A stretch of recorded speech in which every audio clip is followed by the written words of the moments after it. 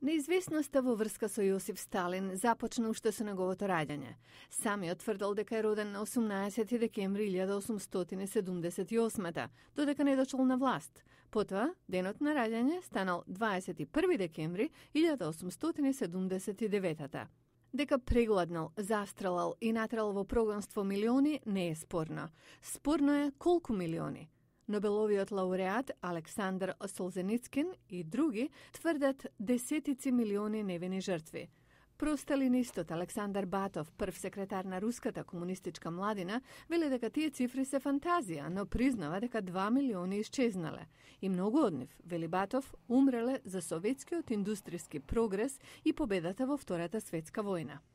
И были другие люди, те, которые... Но имаше и други, кои пред се мислеа за себе и за својата безбедност. Тие ја поделија државата и народот. Тие беа репресираните. Советскиот основач Владимир Ленин предупреди на грубоста и нетолерантноста на Сталин.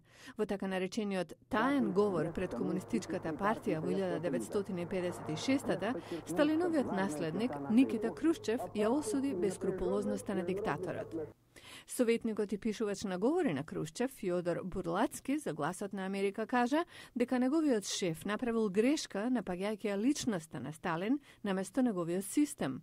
Дел од тој систем, вели тој, продолжува да постои во Русија. Можете посмотреть на наших руководителей.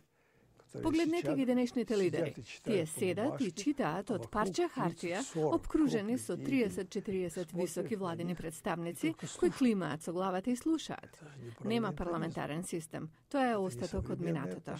Батов вели дека потребата од борба против контрареволуционерите и поразување на нацистичка Германија го принудило Сталин да преземе речиси апсолутна власт.